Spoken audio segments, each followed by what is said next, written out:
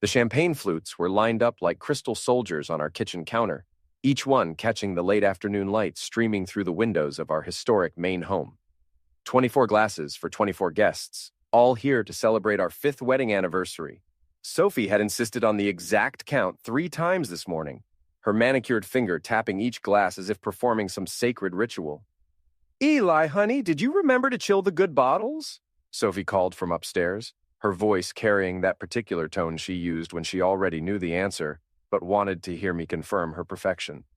"Already done, sweetheart," I replied, adjusting my tie in the hallway mirror. The sarcasm in my voice was lost on her, as usual.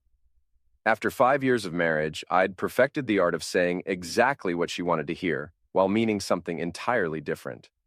Our house was a restored 1890s Victorian that I'd spent 3 years renovating myself. Every crown molding, every hardwood plank, every carefully chosen paint color bore my fingerprints. Sophie loved to tell people at parties that she'd supervised the restoration, which was her way of saying she'd picked out throw pillows and complained about dust. The doorbell chimed, and I could hear Sophie's heels clicking rapidly across the upstairs floor. She'd been getting ready for 2 hours, transforming herself into the perfect hostess version of Sophie Brandt. The woman I married had been spontaneous, laughing at my dry jokes and rolling her eyes at fancy dinner parties. This Sophie was all performance all the time. "Get that, would you?" she called down. "I'm just putting on my earrings." I opened the door to find Greta Morrison, Sophie's best friend since college, holding a bottle of wine and wearing a smile that didn't quite reach her eyes. Behind her stood Mason Clark, a mutual friend from our social circle who'd been paying a little too much attention to my wife lately. "Eli, happy anniversary." Greta kissed both my cheeks in that affected way she'd picked up after a trip to France 2 years ago. "Where's the birthday girl?" "Anniversary girl," I corrected. "And she's upstairs putting on her show face." Mason laughed, but it sounded forced. "Come on, man, it's your big day. Lighten up." I'd known Mason for 4 years, ever since Sophie and I joined the Coastal Maine Social Club. He was one of those guys who collected friends like trophies, always working an angle, always positioning himself as the sympathetic ear when couples had problems. Lately, he'd been offering that ear to Sophie a little too frequently. "I'm plenty light," I said, taking their coats. "Light as a feather. Light as my wife's promises." Greta shot me a look. "What's that supposed to mean?" Before I could answer, Sophie appeared at the top of the stairs like she was making an entrance at the Met Gala. She'd chosen a black cocktail dress that hugged every curve. Her blonde hair swept up to show off the diamond earrings I'd bought her last Christmas. She looked stunning, and she knew it. "Greta! Mason!" She practically floated down the stairs, arms extended for hugs. "You look absolutely gorgeous, both of you." I watched the performance with the detached interest of a theater critic. Sophie had always been beautiful, but somewhere along the way, that beauty had become weaponized. Every smile calculated, every gesture designed for maximum impact. More guests arrived in quick succession. The Hendersons from down the street, a few couples from the social club, Sophie's boss, Mr. Lasker, with his wife, and assorted friends who fell into that category of people you invite, because not inviting them would cause drama. I played bartender, mixing drinks and making small talk while Sophie worked the room like a politician's wife. She had a gift for making everyone feel like they were the most important person in the room, at least for the 30 seconds she spent with them, before moving on to the next conversation. "Eli, you've outdone yourself with this place," said Mrs. Henderson, gesturing at the restored crown molding in our living room. "The craftsmanship is just beautiful." "Thanks, Mrs. H. Took me about 6 months to get those corners right." Oh, Sophie must have loved watching it all come together. I smiled and nodded, not mentioning that Sophie had spent most of those 6 months complaining about the noise and the dust and asking when she could have her real living room back. The evening was proceeding exactly as expected until the doorbell rang at 7:30. I was in the kitchen refilling the ice bucket when I heard Sophie's voice rise an octave. "Ole, oh my God, you came!" I froze. Ole Martin was Sophie's ex-boyfriend from before we met, a real estate developer who specialized in turning historic properties into soulless luxury condos. He was everything I wasn't. Tall, conventionally handsome, wealthy in that effortless way that comes from family money rather than actual work. I hadn't seen his name on the guest list. Walking into the living room, I found Sophie practically glowing as she introduced Ole to the guests who hadn't met him. He was wearing a suit that probably cost more than most people's cars. His dark hair perfectly styled, his smile practiced and confident. Eli! He extended a hand like we were old friends. Congratulations, man. 5 years, that's really something. It really is, I said, shaking his hand and squeezing just a little harder than necessary. I didn't realize Sophie had invited you. Last-minute addition, Sophie said quickly, her cheeks flushed. I thought it would be nice to show Ole what he lost. The comment hung in the air like smoke from a cigarette. Several guests shifted uncomfortably. Greta giggled nervously. Mason's eyes darted between Sophie and me like he was watching a tennis match. Well, I said, my voice carefully neutral. The more the merrier. But inside, my mind was racing. Sophie and Ole had dated for 2 years before she met me. Their breakup had been messy, involving accusations and recriminations that Sophie had only hinted at during our early relationship. She'd sworn she never wanted to see him again. So why was he here? And why was Sophie looking at him like he was a glass of water and she'd just crossed the desert? I excused myself to get more wine from the kitchen, but really I needed a moment to think. Through the window, I could see my neighbor, Mrs. Dexter, watering her garden and pretending not to watch our party.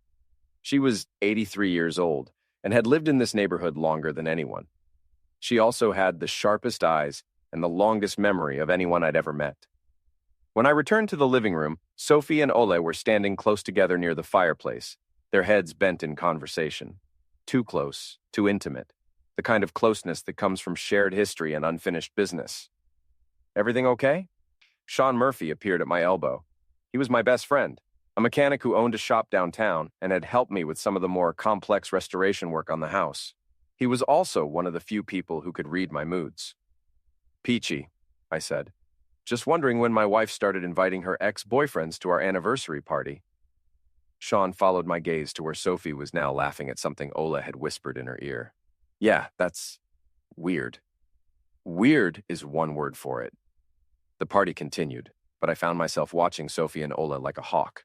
They weren't doing anything overtly inappropriate, but there was an energy between them that made my teeth ache. Little touches on the arm during conversation, shared glances across the room. The way Sophie's voice changed when she talked to him, becoming softer, more breathless. Around 9 o'clock, Sophie announced that she had a special surprise for everyone. She'd put together a slideshow of photos from our 5 years together, set to music, to show on the big screen TV I'd mounted above the fireplace. Eli doesn't know about this, she said, beaming at me across the room. I've been working on it for weeks. Everyone gathered in the living room, drinks in hand, faces turned expectantly toward the screen. Sophie dimmed the lights and picked up the remote control, her excitement palpable. This is just a little journey through our life together, she said. All the wonderful memories we've made. She pressed play. For about 30 seconds, everything went according to plan. There were photos of our wedding day, our honeymoon in Italy, Christmas mornings, vacation trips. The music was appropriately sentimental. Several guests made appreciative sounds. Then something went wrong. Instead of our wedding photos, the screen filled with a very different kind of image. Sophie, without clothes and breathless, her head thrown back in ecstasy. But the man beneath her wasn't me. It was Ole. The room went dead silent except for the sounds coming from the speakers. Intimate sounds, passionate sounds, recent sounds, judging by Sophie's current hairstyle, and the bedroom I recognized as the one in Ole's downtown condo. Someone gasped. Someone else dropped a glass. The crystal shattered on our hardwood floor like a gunshot. Sophie stood frozen, the remote control trembling in her hand, her face cycling through confusion, horror, and panic. Ole had gone pale, his confident smile replaced by something that looked like terror. I felt strangely calm, almost relieved. After months of suspicion, of second-guessing myself, of wondering if I was paranoid or crazy, here was proof. Undeniable, high-definition surround sound proof. The video continued for another few seconds before Sophie managed to hit the stop button, but the damage was done. 24 guests had just watched my wife having sex with another man at our 5th wedding anniversary party. The silence stretched like a rubber band about to snap. Finally, I stood up. Every eye in the room turned to me. Sophie's face was streaked with tears, her perfect makeup ruined. Ole looked like he wanted to disappear into the floor. Well, I said, my voice carrying clearly in the absolute quiet, I guess that explains why you wanted to show Ole what he lost. I walked over to the TV and unplugged it. The screen went black. Thank you all for coming, I continued, still in that same calm voice. I think the party's over.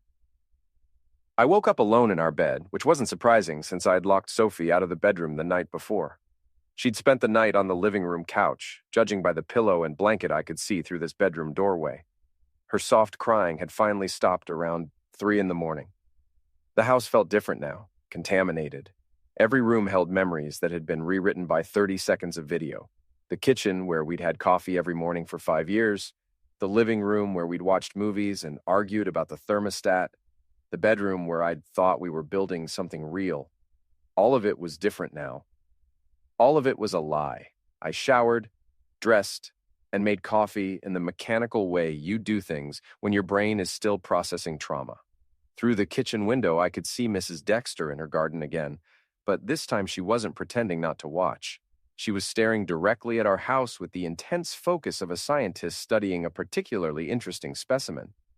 Sophie appeared in the kitchen doorway around 8, still wearing last night's dress, her hair a mess, her makeup smeared. She looked like she'd been hit by a truck. Eli, we need to talk. Do we? I poured myself coffee and didn't offer her any. I thought the video covered everything pretty thoroughly. It's not what you think. I actually laughed. It's not what I think. Sophie, I watched you having sex with another man, in high definition. What part of that is open to interpretation? She sat down at our kitchen table, the same table where we'd eaten breakfast together thousands of times. It was a mistake, a stupid, terrible mistake. Which part, sleeping with your ex-boyfriend or accidentally showing the video to our friends? Both. All of it. Tears started flowing again. Eli, I love you. I made a horrible mistake, but I love you. I studied her face, looking for some trace of the woman I'd married. She was still beautiful, even with ruined makeup and red-rimmed eyes. But something essential was missing. Maybe it had been missing for a long time, and I'd just been too stupid to notice. When? I asked. What? When did it start? The affair, when did it start? She looked down at her hands. 3 months ago. He came to one of my work events, and we started talking, and 3 months. I nodded slowly. So all those late nights at work, all those client dinners, all those times you were too tired to talk when you got home. I'm sorry. God, Eli, I'm so sorry. Are you? Or are you just sorry you got caught? She looked up at me then, and for a moment I saw something that might have been genuine remorse, but it was mixed with something else. Calculation. She was already thinking about damage control, about how to spin this, about how to salvage her reputation. The video, I said. How did that happen? How did a Zex tape end up in your anniversary slideshow? I don't know. I must have grabbed the wrong file when I was putting the presentation together. I keep all my photos in the same folder on my laptop, and you kept a Zex tape with your lover in the same folder as our family photos?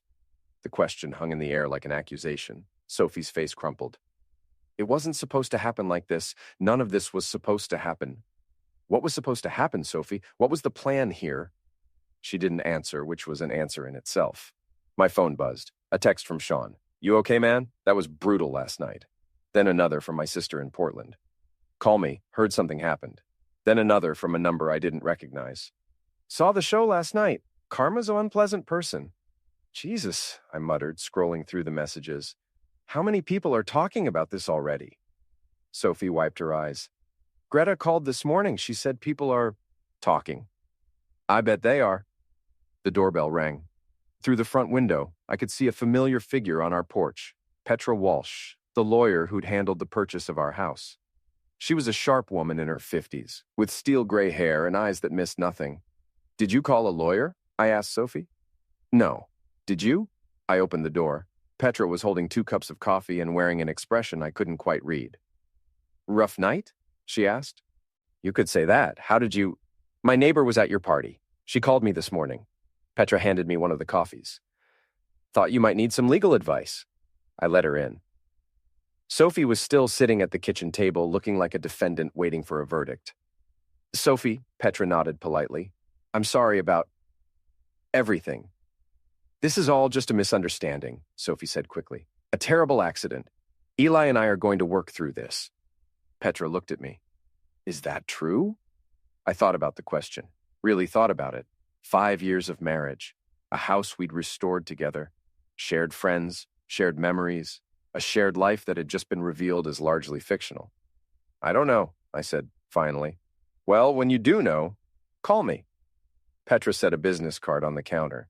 In the meantime, don't sign anything, don't make any major financial decisions, and don't do anything stupid. After she left, Sophie and I sat in silence for a long time. The house felt too quiet, like it was holding its breath. I need some air, I said finally. I drove to Sean's auto shop, a converted warehouse near the harbor where he fixed everything from vintage Mustangs to fishing boats. He was under the hood of a Toyota when I arrived, his hands black with grease, his radio playing classic rock. Well, he said, looking up. If it isn't the star of last night's entertainment. Very funny. I'm serious, man. That was the most excitement the social club has seen since Mrs. Patterson got drunk and told everyone what she really thought about the annual fundraiser. Sean wiped his hands on a rag and studied my face. You look like hell. I feel worse than I look. What are you going to do? It was the question I'd been avoiding all morning. What was I going to do? Forgive Sophie and pretend nothing had happened? File for divorce and split everything down the middle? Burn the house down and start over in another state? I don't know yet. Want some advice? Do I have a choice? Whatever you decide, don't let her make you feel like the bad guy here. She cheated. She humiliated you in front of everyone you know. She doesn't get to play the sufferer. I nodded, but part of me wondered if it was that simple. Marriage was complicated. People made mistakes. Maybe I'd been a bad husband. Maybe I'd driven her to Ola somehow. Stop it, Sean said. Stop what? Whatever you're thinking right now. I can see it on your face. This isn't your fault, Eli. You didn't make her cheat. My phone buzzed again. This time, it was a call from Mason Clark. You going to answer that? Sean asked.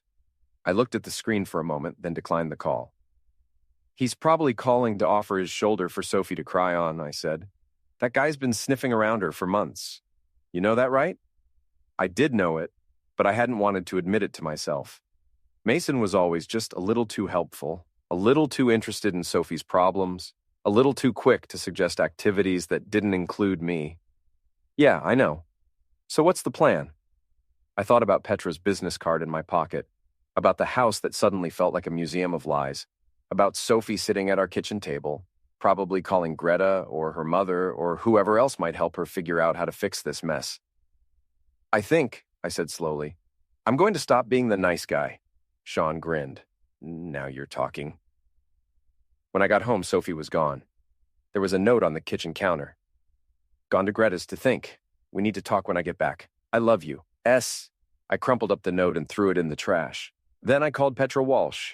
That was fast, she said when she answered. I want to know my options.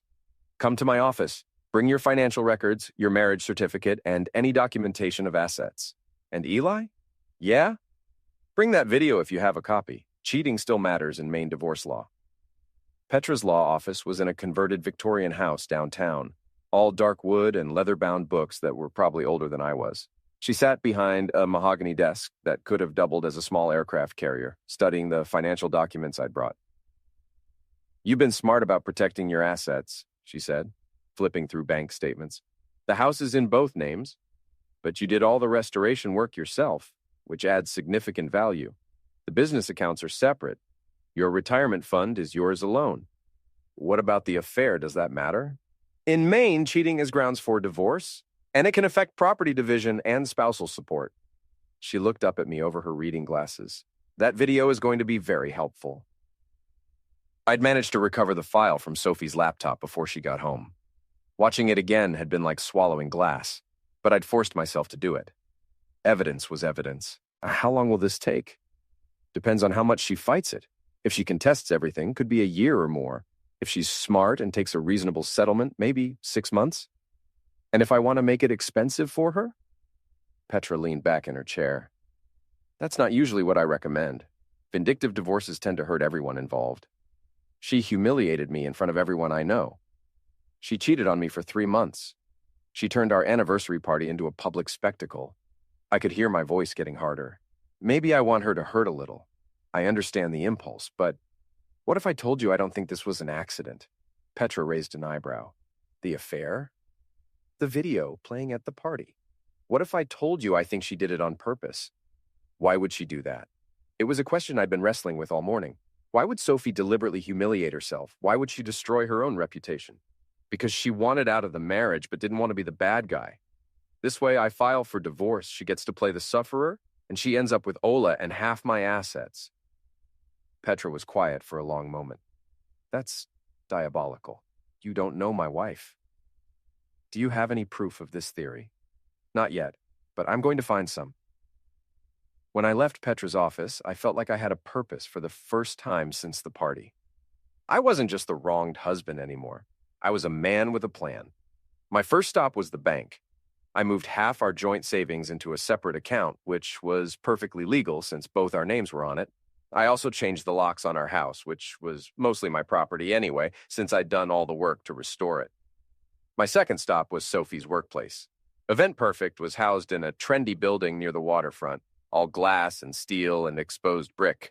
Sophie had worked there for 3 years, planning corporate events and society parties for Maine's wealthy elite. She was good at it, I had to admit. She understood rich people's need to show off, probably because she shared it.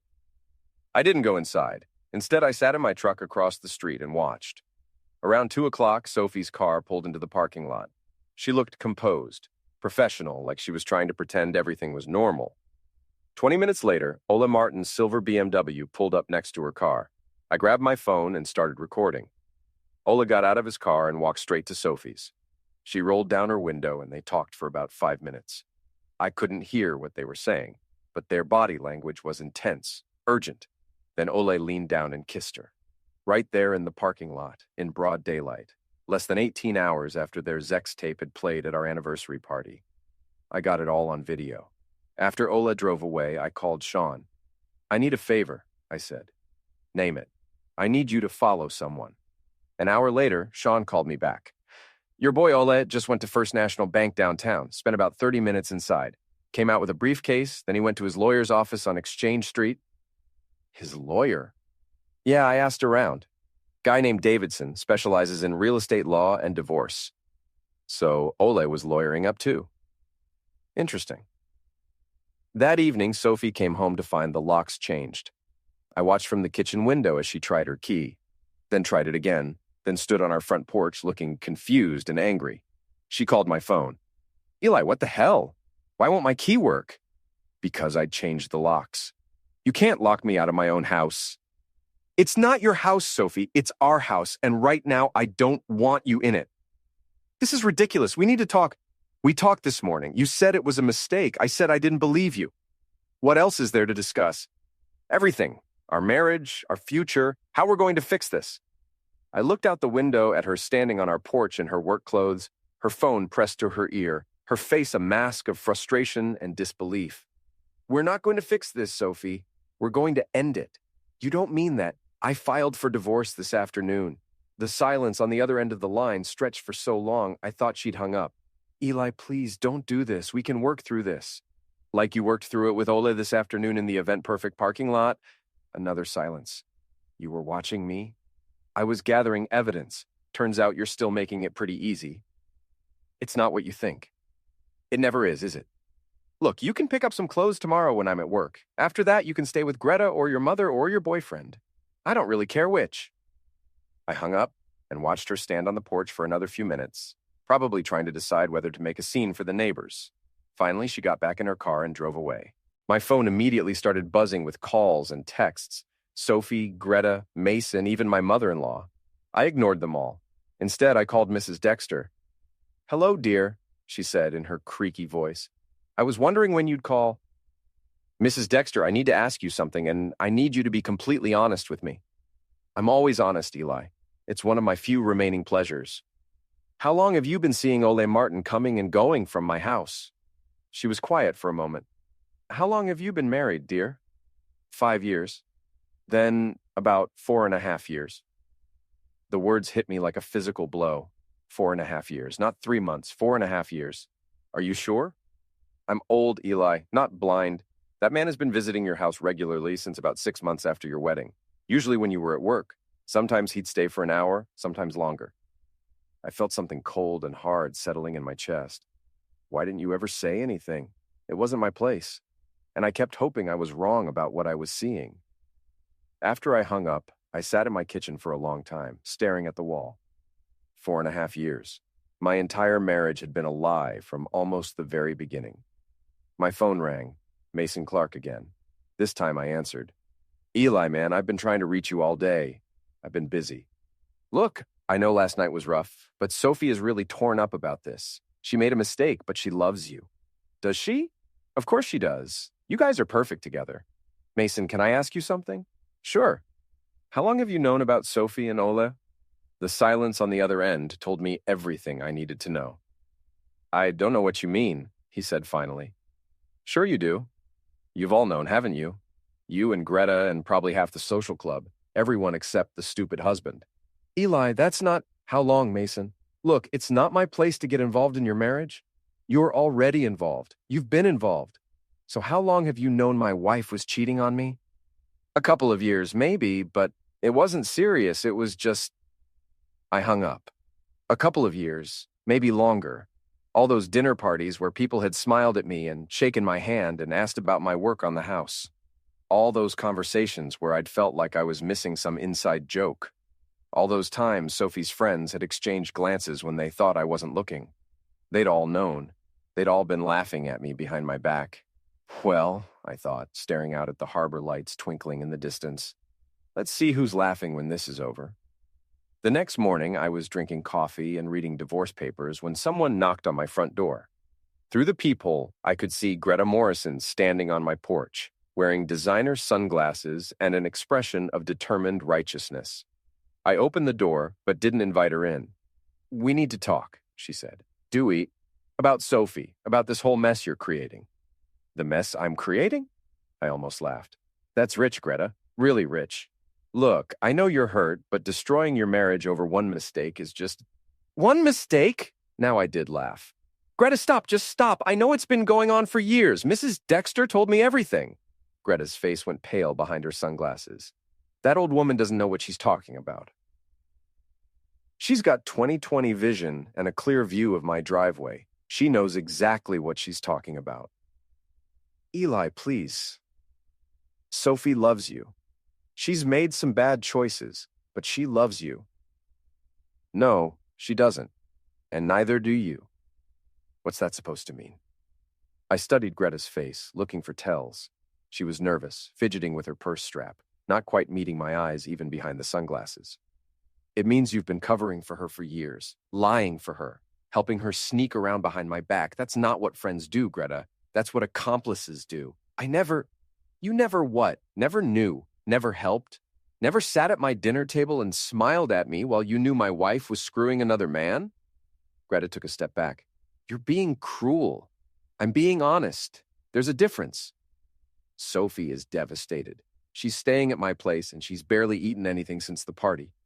She's talking about leaving town, starting over somewhere else. Good. That'll make the divorce easier. How can you be so cold? I looked at this woman, who I'd considered a friend for 5 years, who'd been to our house dozens of times, who'd laughed at my jokes and complimented my cooking and acted like she cared about our marriage. You want to know how I can be so cold, Greta? Because I just found out that everyone I trusted has been lying to me for years. My wife, my friends, probably half the people I see every day. So forgive me if I'm not feeling particularly warm and fuzzy right now. We were trying to protect you. By letting me live a lie? By letting me make a fool of myself while everyone else was in on the joke? That's not protection, Greta. That's cruelty. She stood there for a moment, opening and closing her mouth like a fish out of water.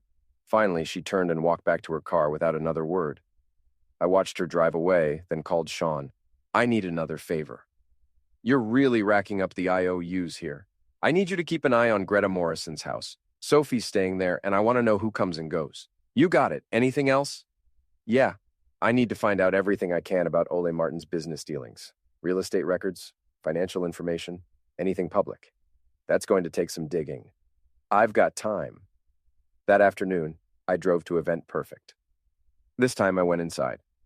The receptionist was a young woman with purple hair and multiple piercings who looked like she'd rather be anywhere else. I'm here to see Mr. Lasker, I said. Do you have an appointment? No, but I think he'll want to see me. I'm Eli Brandt, Sophie Brandt's husband. Her eyes widened. Apparently, word of our anniversary party had reached even the purple-haired receptionist. Let me check if he's available. 5 minutes later, I was sitting across from Richard Lasker in his corner office. He was a thin man in his 60s, impeccably dressed, with the kind of nervous energy that comes from managing wealthy people's egos for a living. Eli, I'm so sorry about everything. Sophie is one of our best event planners. This whole situation is just unfortunate. Unfortunate, that's one word for it. Is there something I can do for you? I pulled out my phone and showed him the video I'd taken of Sophie and Ole in the parking lot. This was taken yesterday afternoon, in your parking lot, during work hours. Lasker watched the video with growing discomfort. I see. Mr. Lasker, I'm filing for divorce. This is going to get messy, and it's going to be public. Sophie's name is going to be in the papers, probably along with the name of her employer. What are you saying? I'm saying you might want to consider whether having someone with Sophie's judgment issues, representing your company at high-profile events, is really in your best interest. Lasker was quiet for a long moment. Are you threatening me, Mr. Brandt? I'm giving you information. What you do with it is up to you. I left Event Perfect feeling like I'd lit a fuse. I wasn't sure what would explode or when, but something was going to blow up. That evening, Sophie called. You went to my office? I did. How could you do that? You're trying to destroy my career. I'm trying to get a divorce. If that destroys your career, maybe you should have thought about that before you started screwing your ex-boyfriend? Eli, please, this has gone far enough. We need to sit down and talk about this like adults. Okay, let's talk like adults. How long has it been going on, Sophie? The real answer this time? Silence. Mrs. Dexter says 4.5 years. Mason says a couple of years. Greta won't give me a straight answer. What's your version? It doesn't matter. It matters to me. Fine. It started about a year after we got married. But it wasn't constant. It was on and off. Sometimes we wouldn't see each other for months. A year after we got married, I felt that cold, hard thing in my chest getting bigger. Our entire marriage has been a lie. That's not true. I do love you, Eli. I know you don't believe that, but I do. If you loved me, you wouldn't have cheated on me for 4 years. It's complicated. No, it's not. It's actually very simple. You wanted to have your cake and eat it too. You wanted the stable husband and the restored house and the respectable marriage, but you also wanted the excitement of sneaking around with your ex-boyfriend. It wasn't like that. Then what was it like? She was crying now. I could hear it in her voice. I don't know. I don't know why I did it. I felt trapped sometimes. Like I was playing a role instead of living my life. So you decided to live your real life behind my back. I'm sorry. God, Eli, I'm so sorry. I know I hurt you, but please don't throw away everything we built together. We didn't build anything together, Sophie. I built something, and you pretended to be part of it while you were really somewhere else. That's not fair. You know what's not fair? Finding out your entire marriage was performance art. You know what's not fair? Having your friends feel sorry for you because they all knew something you didn't. Nobody feels sorry for you. Mason does. He called yesterday to tell me you made a mistake and that I should forgive you. Like you accidentally tripped and fell on Ole's male organ for 4 years. Don't be crude. I'm being honest. There's a difference. What do you want from me, Eli? What do I have to do to fix this? I thought about the question. What did I want? An apology? An explanation? A time machine? I want you to disappear, I said finally. I want you to take whatever settlement my lawyer offers you and go start your new life with Ola or whoever else you've been seeing. I want you to leave me alone so I can figure out how to trust people again. I can't do that. Why not? Because I love you. No, you don't. You love the idea of me.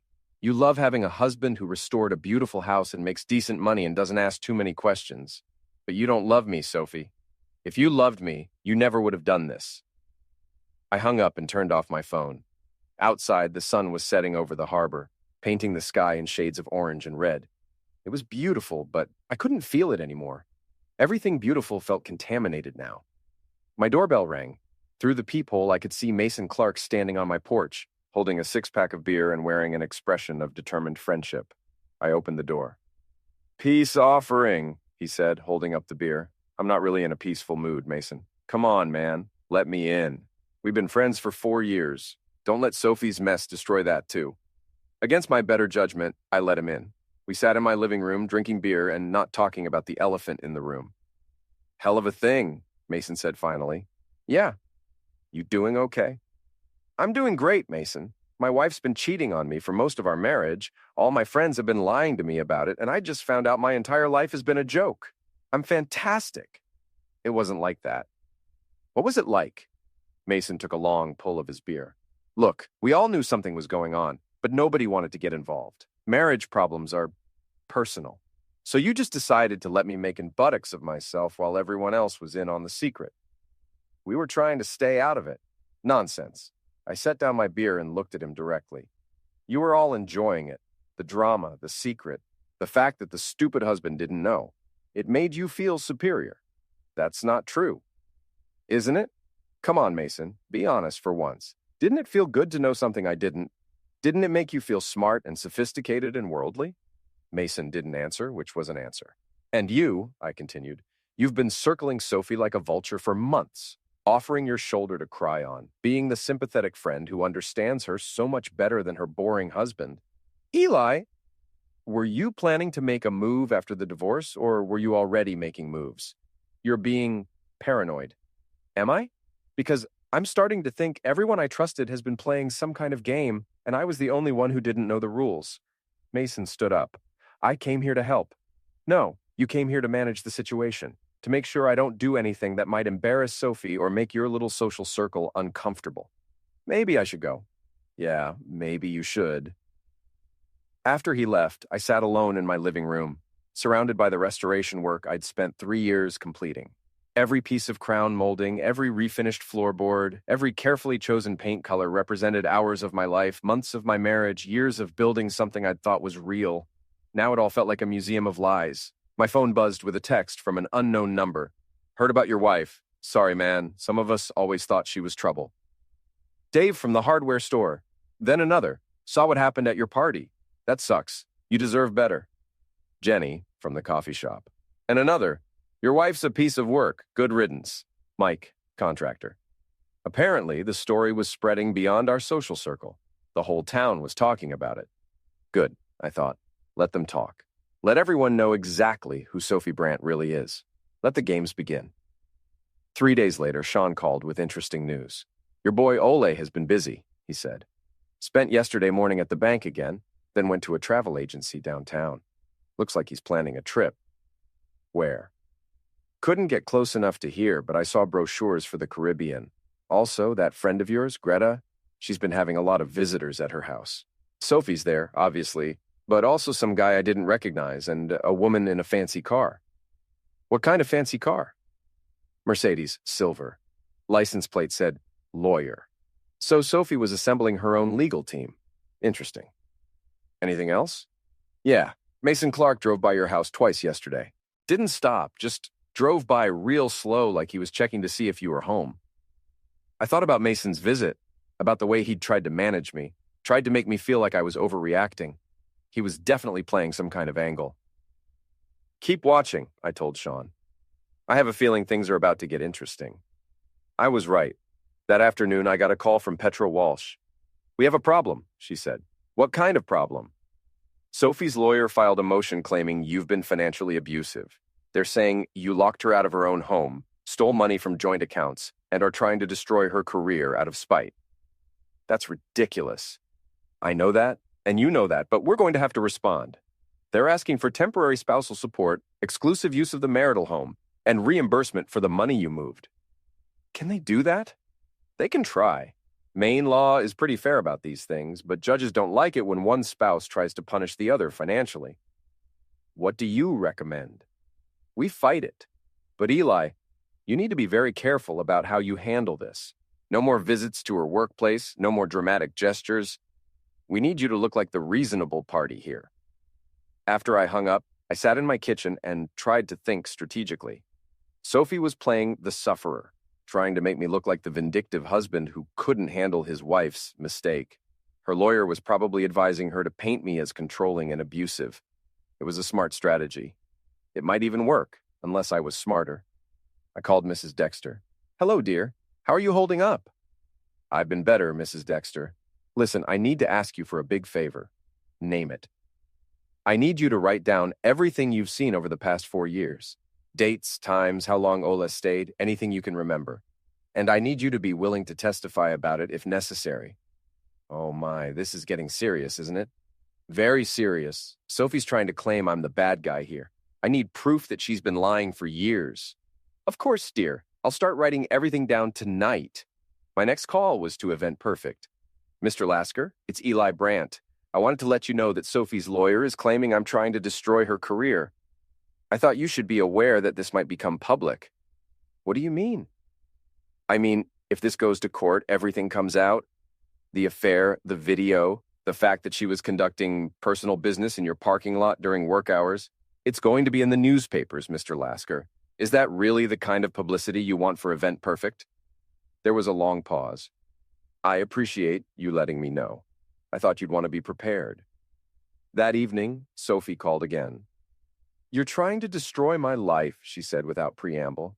I'm trying to get a divorce. You went to my boss again. You're trying to get me fired. I gave him information he needed to protect his business. What he does with that information is up to him. This is so cruel, Eli. This isn't like you. You don't know what I'm like, Sophie. You never bothered to find out. I know you're angry, but this isn't going to bring you any peace. Hurting me isn't going to make you feel better. You're right. But it's not about feeling better. It's about consequences. What's that supposed to mean? It means you spent 4 years lying to me, cheating on me, making me look like a fool in front of everyone I know. Now you get to face the consequences of those choices. I said I was sorry. Sorry doesn't fix anything, Sophie. Sorry doesn't give me back 4 years of my life. Sorry doesn't make me trust people again. So you're going to destroy me instead? I'm going to tell the truth. If that destroys you, maybe you should have thought about that before you started living a lie. She was quiet for a moment. When she spoke again, her voice was different. Harder. You know what? Fine. If you want to play this game, we'll play. But don't think you're going to walk away from this marriage with everything while I get nothing. What's that supposed to mean? It means I helped build our life too. I may not have swung a hammer, but I was there. I supported your work. I entertained your clients. I made our house a home. I deserve half of everything. You were there physically, but you weren't really there, were you? You were with Ola. That doesn't change the law, Eli. I'm entitled to half of everything we accumulated during our marriage. The house, the business assets, everything. We'll see about that. Yes, we will. After she hung up, I realized the gloves were officially off. Sophie was done playing the remorseful wife. Now she was playing hardball. Good. I was better at hardball than she thought. The next morning, I got a call from an unknown number. Mr. Brandt, this is Detective Sarah Martinez with the Portland Police. I'd like to ask you a few questions about your wife. My blood went cold. What kind of questions? We've received a complaint alleging harassment and stalking. Would you be available to come in and talk with us? I'll be right there. The police station was a modern building downtown, all concrete and glass and fluorescent lighting. Detective Martinez was a woman in her 40s with sharp eyes and a no-nonsense attitude. Mr. Brandt, your wife has filed a complaint alleging that you've been following her, threatening her, and trying to interfere with her employment. That's not true. She says you've been to her workplace twice, that you've had her followed by a private investigator, and that you've made threatening phone calls. I went to her workplace to inform her boss about her conduct during work hours. I haven't had her followed by a private investigator, and I've never threatened her. What about the phone calls? We've talked several times since I filed for divorce. I've never threatened her. Detective Martinez made notes on a legal pad. Mr. Brandt, I'm going to be straight with you. Divorce cases can get ugly, but they can also get criminal if people cross certain lines. Harassment, stalking, intimidation, these are serious charges. I understand. I'm not filing charges at this time, but I want you to be very careful about your contact with your wife going forward. No more visits to her workplace, no more following her around, no more phone calls, unless they're absolutely necessary and conducted through your lawyers. Detective Martinez, can I ask you something? Sure. Did my wife mention that she's been having an affair for 4 years? Or that she accidentally played a Zex tape at our anniversary party in front of 24 guests? Martinez's expression didn't change. That's between you and your lawyers, Mr. Brandt. I'm just here to make sure nobody gets hurt. When I left the police station, I was furious. Sophie was trying to make me look like a stalker and a threat. She was playing the sufferer while simultaneously trying to destroy me. Two could play that game. I called Sean. Change of plans, I said. Stop following Sophie. I don't want to give her any ammunition for her harassment claims. You sure? Things were just getting interesting. I'm sure. But I need you to do something else for me. Name it. I need you to find out everything you can about Mason Clark's finances. Business dealings, debts, anything that might be public record. Why Mason? Because he's been acting weird, and I think he's more involved in this than he's letting on. You got it. That evening, I got a text from an unknown number. Stop trying to destroy Sophie. She's been through enough. Back off, or you'll regret it. I showed the text to Petra when I met with her the next day. This is harassment, she said. We should report it to the police. Sophie just reported me to the police for harassment. I don't think they're going to be very sympathetic right now. Do you have any idea who sent this? I have a few theories. Well, keep the text. If this escalates, we'll need evidence. Petra, I need to ask you something. How bad could this get for me financially? Worst case scenario, you could end up paying significant spousal support and losing half the value of the house. But that's worst case. More likely, you'll pay some support for a limited time and maybe have to buy out her share of the house. What if I told you I think she's planning to disappear with Ole? What do you mean? Sean saw him at a travel agency, looking at Caribbean brochures. What if they're planning to take whatever money they can get from the divorce and start over somewhere else? That would actually work in our favor. If she leaves the state, it becomes much harder for her to claim ongoing support. So I should encourage her to leave. I didn't say that. But if she chooses to leave on her own, I left Petra's office with a plan forming in my mind. If Sophie wanted to play games, I'd give her a game she'd never forget. But first, I needed to know exactly who I was playing against. Sean called me at 6 a.m. 3 days later, his voice tight with excitement. You need to get down here right now, he said. What's wrong? Nothing's wrong. Everything's right. Just get to the shop. I threw on clothes and drove through the empty streets to Sean's garage. He was waiting for me with a cup of coffee and a manila folder thick with papers. Mason Clark, he said, handing me the folder. Your instincts were right. This guy's in serious financial trouble.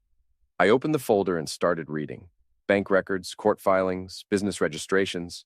It painted a picture of a man whose lifestyle far exceeded his income. He owes money everywhere, Sean continued. Credit cards, business loans, even borrowed against his house twice. And look at this. He pointed to a document near the bottom of the pile. It was a loan application from 6 months ago, listing Sophie Brandt as a co-signer. Sophie co-signed a loan for Mason? $50,000 for his consulting business. I stared at the paper, feeling pieces of a puzzle clicking into place. She never mentioned this to me. Gets better. Look at the date. The loan was dated 3 months ago, right around the time Sophie claimed her affair with Ole had started. But if she was co-signing loans for Mason? How many people has my wife been sleeping with? That's not even the best part, Sean said, grinning. Look at the collateral for the loan. I scanned the document until I found it. The collateral listed was 50% ownership interest in restored Victorian property at 47 Maple Street. My house. Sophie had used our house as collateral for Mason's loan without telling me. This can't be legal, I said. Probably not, but it gets worse. I did some digging into Mason's business. Turns out his consulting company is just a shell. He's been using it to hide money from his creditors. What kind of money? The kind that comes from blackmail. I looked up at Sean. What? Think about it, man. Mason's been part of your social circle for years. He knows everyone's secrets, everyone's dirty laundry, and he's been broke for most of that time, but somehow he keeps living like he's rich. You think he's been blackmailing people? I think he's been collecting information and using it when he needs money. And I think Sophie's affair gave him the perfect opportunity to cash in. The picture was becoming clearer, and it was uglier than I'd imagined. Mason hadn't been the sympathetic friend trying to help Sophie through her marital problems. He'd been manipulating the situation for his own benefit. There's more, Sean said. I talked to a guy who works at the travel agency where Ole was looking at brochures. Turns out he wasn't planning a romantic getaway with Sophie. What do you mean? He was looking at one-way tickets, for one person, to countries that don't have extradition treaties with the United States. Extradition treaties? Yeah.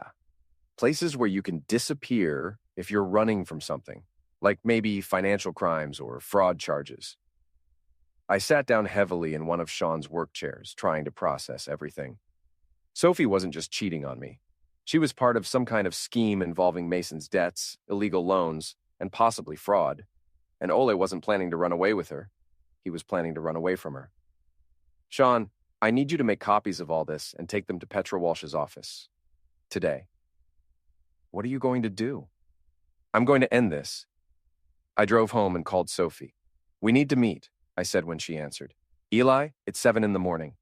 I know what time it is. We need to meet today. Just the two of us. I don't think that's a good idea. My lawyer said, your lawyer doesn't know about the loan you co-signed for Mason Clark using our house as collateral. The silence on the other end of the line was deafening. I don't know what you're talking about, she said finally, but her voice had lost all its confidence. Sure you do. $50,000, Sophie. You put our house up as collateral for your boyfriend's fake business loan. Mason isn't my boyfriend. No, he's your accomplice, along with Ole, who's apparently planning to disappear to a non-extradition country. Were you planning to go with him, or were you just going to take the money and run on your own? Eli, you don't understand. I understand perfectly. You've been running a con game, and I was the mark, the faithful husband who worked hard and didn't ask too many questions while you and your friends figured out how to steal everything I've built. It's not like that. Then what is it like? Explain it to me, Sophie. Make me understand how putting our house at risk for your lover's debts is somehow not exactly what it looks like. She was crying now, but I felt nothing. No sympathy, no regret, no desire to comfort her, just cold, hard anger. Meet me at Riverside Park at noon, I said. Come alone. We're going to settle this once and for all. Eli, please. Noon, Sophie. Don't be late. I spent the morning preparing. I printed copies of all the documents Sean had found. I charged my phone and made sure the recording app was working. I called Petra and told her where I'd be and when. Are you sure about this? She asked. I'm sure. It's time to end this game. Riverside Park was nearly empty when I arrived at 11:30. It was a cold, gray day, with the kind of wind off the harbor that cut through your jacket and chilled your bones. I sat on a bench facing the water and waited. Sophie arrived at 5 minutes past 12, wearing a long coat and sunglasses despite the overcast sky. She looked smaller somehow, diminished, like the confidence that had always been her trademark was finally cracking. Thank you for coming, I said, as she sat down beside me. What do you want, Eli? I want the truth, all of it. No more lies, no more games, no more pretending you're the sufferer here. She was quiet for a long time, staring out at the gray water. When she finally spoke, her voice was barely above a whisper. It started as a way to get back at you. What? The affair with Ole. It started because I was angry at you for always being so perfect, so satisfied with your little restoration projects and your quiet life. I felt like I was disappearing. So you decided to cheat on me. I decided to do something that was just mine, something you couldn't control or improve or fix. For 4 years. It wasn't supposed to last that long, but Ole, he understood me in ways you never did. He made me feel alive. And Mason? She flinched at his name. Mason found out about the affair about 2 years ago. He saw us together at a hotel downtown. And he blackmailed you. He said he was protecting me. He said if I helped him with some financial problems, he'd make sure you never found out. So you co-signed his loan? It was supposed to be temporary. He said he'd pay it back in 6 months and you'd never have to know. Using our house as collateral. I didn't have a choice. He said if I didn't help him, he'd tell you everything. But then he wanted more money. Sophie nodded, tears streaming down her face. It never stopped. Every few months, he'd need something else, a loan, a co-signature, help with his creditors. And every time, he'd remind me that he could destroy my marriage whenever he wanted. What about the video? The anniversary party? That was an accident. I swear to God, Eli, that was a real accident. I had been documenting some of my meetings with Ole, and the file got mixed up with our family photos. Why were you documenting them? Because Mason wanted proof. He said he needed evidence to protect both of us if things went wrong. The pieces were all falling into place now. Mason had been orchestrating everything, using Sophie's affair as leverage to solve his financial problems. The Zex tape wasn't just evidence of cheating, it was blackmail material. What about Ole? Is he part of this? Ole doesn't know about Mason. He thinks our affair is just an affair. But he's been getting nervous lately. He's talking about leaving town, starting over somewhere else. Without you. Sophie's face crumpled. He says it's getting too complicated, too risky. He never wanted anything serious anyway. So Ole was abandoning ship, leaving Sophie to face the consequences alone. And Mason was probably planning to disappear too, once he'd extracted everything he could from the situation. Sophie, listen to me very carefully. You're in serious legal trouble here. Fraud, conspiracy, maybe even racketeering if the prosecutor wants to get creative. I know, but there's a way out. She looked at me for the first time since we'd sat down. What do you mean? Help me expose Mason and Ola. Testify about what they made you do. Provide evidence of the blackmail scheme, and I'll make sure the prosecutor knows you were a sufferer too. And our marriage? Our marriage is over, Sophie. It's been over for years, but you don't have to go to prison. She was quiet for a long time, weighing her options. Finally, she nodded. What do you need me to do? I pulled out my phone and showed her the recording app. I need you to call Mason, right now. Tell him you're worried about the police investigation and get him to talk about the blackmail scheme. He'll never admit to anything over the phone. He will if he thinks you're about to crack. Tell him you're thinking about confessing everything to save yourself. Sophie took a deep breath and dialed Mason's number. I held my phone close enough to record both sides of the conversation. Mason, it's Sophie. No, I'm not okay. Eli knows about the loan. Yes, he knows about the house. Mason, I think we need to tell him the truth. What do you mean I can't? You said you were protecting me, but you were really just using me? I don't care about our deal anymore. I'm tired of lying.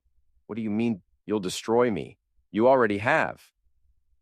The conversation went on for 10 more minutes, with Mason growing increasingly desperate and threatening. By the time Sophie hung up, I had everything I needed.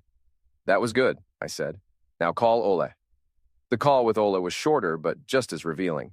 He was clearly planning to leave town, and he made it obvious that he had no intention of taking Sophie with him. One more call, I said. Your lawyer. Tell her you want to change your strategy. What should I say? Tell her you want to cooperate with my divorce proceedings and that you're willing to testify against Mason Clark in exchange for immunity from prosecution. Sophie made the call, and I could hear her lawyer's shock and confusion even through the phone. When she hung up, we sat in silence for a while, watching the gray water and the gray sky. What happens now? Sophie asked. Now you move out of Greta's house and find somewhere safe to stay. Mason's going to be very angry when he realizes what you've done. Where am I supposed to go? That's not my problem anymore, Sophie. You made your choices. Now you get to live with the consequences. I know you hate me. I thought about that for a moment. Did I hate her, or was I just tired of caring? I don't hate you, I said finally. I just don't know you. I'm not sure I ever did. I'm sorry, Eli, for all of it. I know that doesn't fix anything, but I am sorry. I know you are, but sorry doesn't give me back 4 years of my life. Sophie stood up, pulling her coat tighter against the wind. Will you ever forgive me? I don't know. Maybe someday. But not today. She walked away across the park, her figure getting smaller and smaller until she disappeared entirely. I sat on the bench for another hour, watching the water and thinking about the future. My phone rang.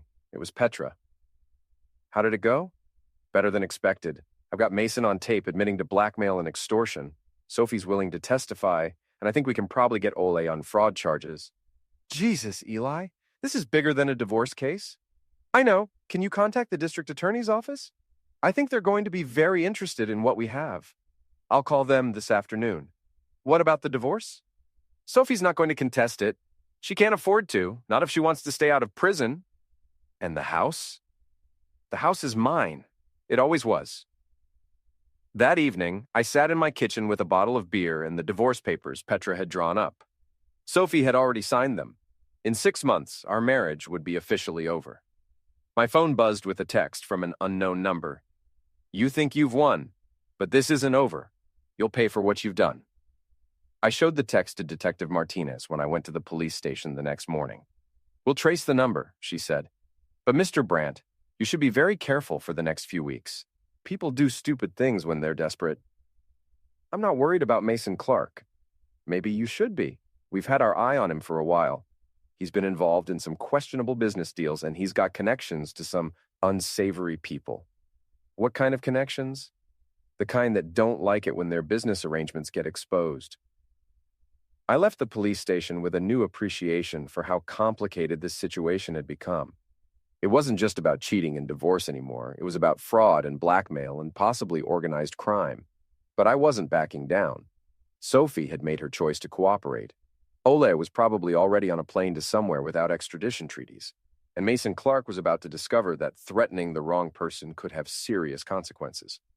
3 days later, the police arrested Mason at his house on charges of extortion, fraud, and conspiracy. The local newspaper ran a front-page story about the social club blackmail scheme that had rocked Maine's coastal elite. Ola Martin was arrested at Logan Airport in Boston, trying to board a flight to the Cayman Islands with a suitcase full of cash and fake identification documents. Sophie testified before a grand jury and received immunity from prosecution in exchange for her cooperation. She moved to her sister's house in Vermont and filed for bankruptcy. Event Perfect fired her the day the story broke, and I got my house back, along with my life, my dignity, and a hard-earned understanding of who my real friends were. The divorce was finalized on a cold Tuesday in February. I signed the papers in Petra's office, officially ending 5 years of marriage that had been a lie from almost the very beginning. "How do you feel?" Petra asked as I handed back the pen. "Free," I said. "For the first time in years, I feel free." That evening, I sat in my restored Victorian house, surrounded by the work I'd done with my own hands, and raised a glass of good whiskey to the future. Whatever came next, it would be real. It would be mine, and it would be built on truth instead of lies. Mason Clark was sentenced to 5 years in federal prison. Olaf Martin got 7 years in deportation after his release. Sophie disappeared into her new life in Vermont, and I never saw her again. Mrs. Dexter brought me cookies and gossip. Sean helped me plan renovations for the guest bedroom. Detective Martinez called to tell me the harassment charges had been dropped. And slowly, carefully, I began to trust the world again. 6 months after the divorce was final, I was working in my garden when a woman walked by with her dog. She was new to the neighborhood, pretty in a natural way that didn't require performance or artifice. "Beautiful house," she said, stopping at my gate. "Thank you. I restored it myself." "Really? That's impressive. I'm Sarah, by the way. I just moved into the blue house on the corner." "Eli," I said, wiping my hands on my jeans. "Welcome to the neighborhood." We talked for a few minutes about gardening and restoration work and the best places to get coffee in town. When she walked away, I found myself smiling for the first time in months. Maybe, I thought, watching her disappear around the corner with her dog, it was time to start building something new, something real this time.